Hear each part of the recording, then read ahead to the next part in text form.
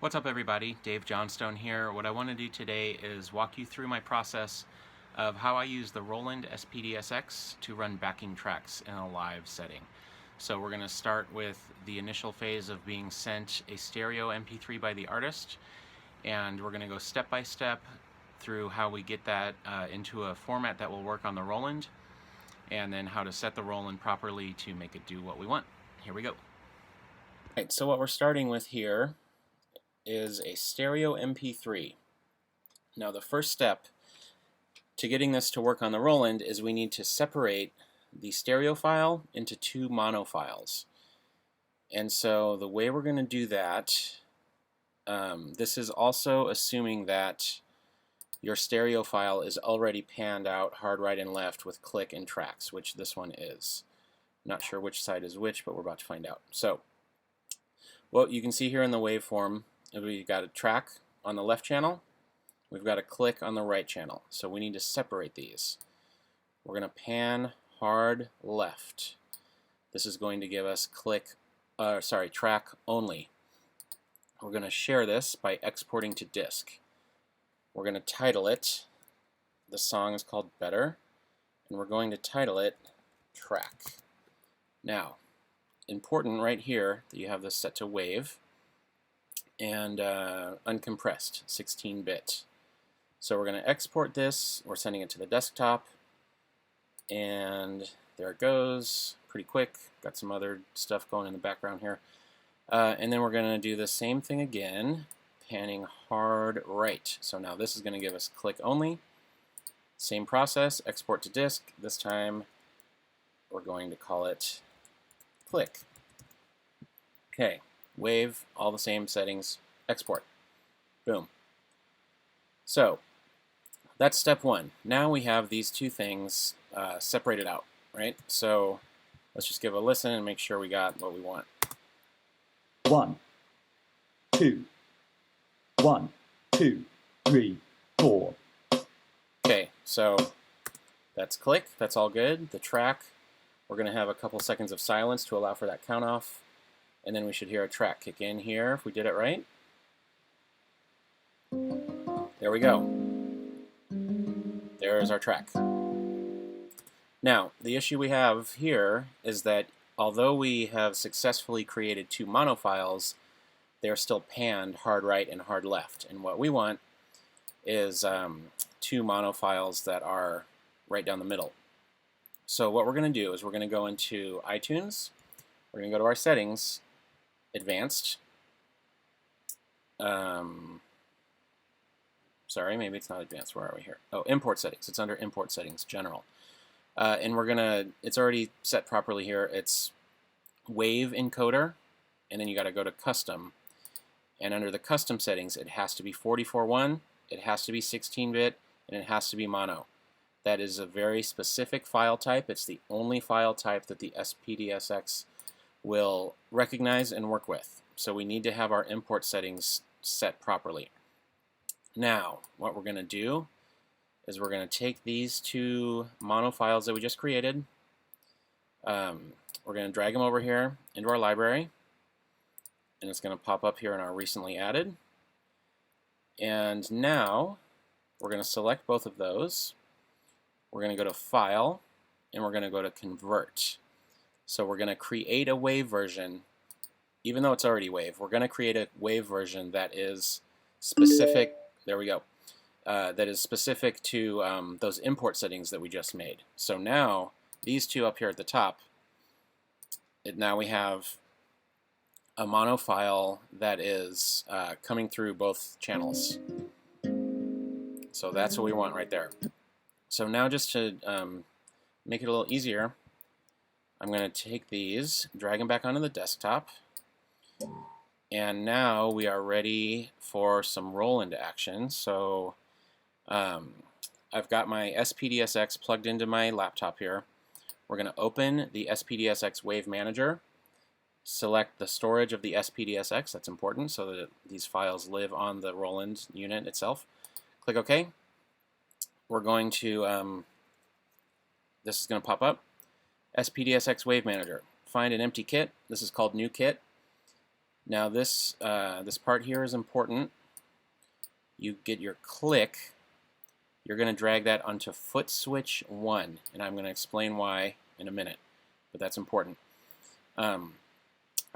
The track itself, you can put wherever you want. A lot of people put it on pad 1. I personally put it on pad 4. The reason for that is sometimes when I'm using my Roland on gigs, the music stand is right above it, and I don't really ever access pads 1 through 3 because of the location. So I personally put mine on pad 4.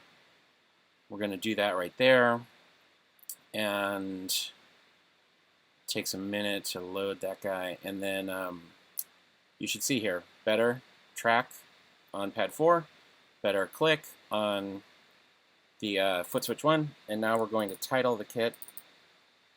I was thinking it's having a problem.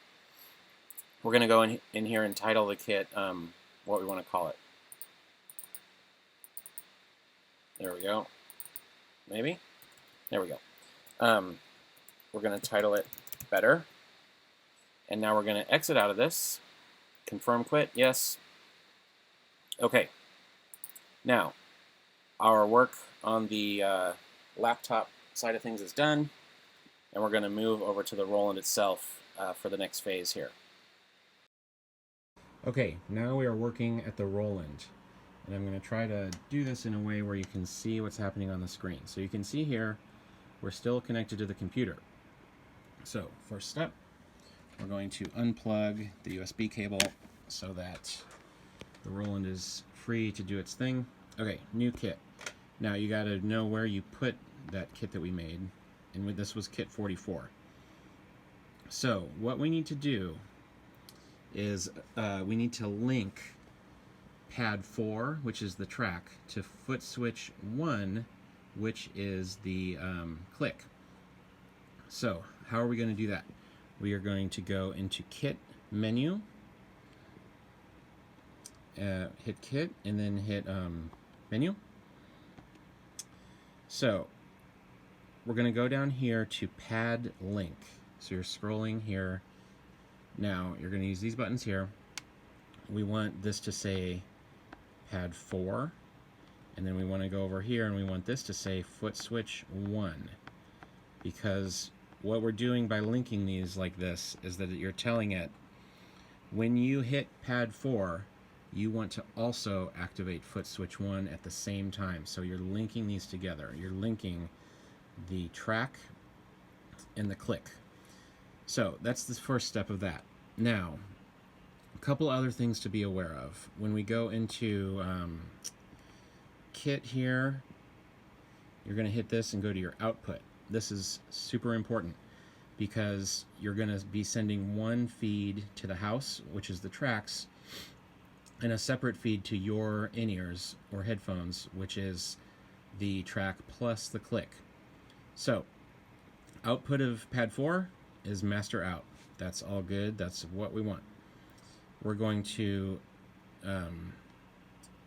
toggle up here to foot switch 1. I'm doing that right here. You can see foot switch 1. Currently that's set to master out. That's no good because that means click is going to be going out to the house, which we don't want. So we're going to, again, that's this button here. We're going to toggle to where it says phones only.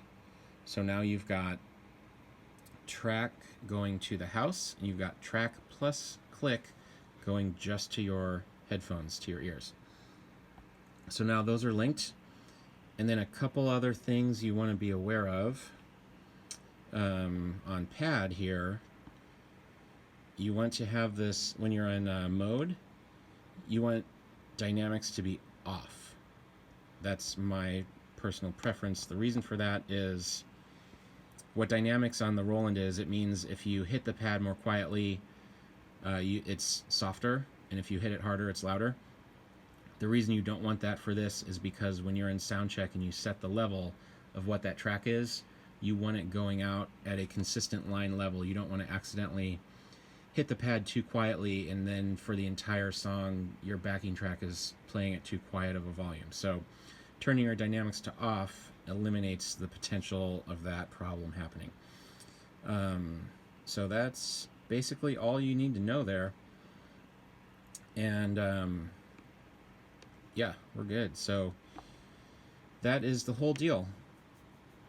We took a stereo MP3, we converted it to mono, we converted those monos to be right down the middle, we loaded them on the Roland, we assigned them to the pads where they need to be, we linked the pads together, and you're ready for the gig. Good luck. Hi, surprise, we're not done yet. One thing we forgot to talk about. You have to set your pad to trigger as a phrase. So what you got to do is go to menu, pad, and then mode, and then template. You want it to say phrase, not loop, not single, but phrase, because what that's going to do for you is when you hit it, it's going to play the whole song, which is what we want for this application. So anyway, I hope this has been helpful for you. This is, besides all the obvious cool things about this unit, it's a really awesome feature to be able to run backing tracks, and it's very stable. And hit me up in the comments if you have any questions, and good luck. Thanks.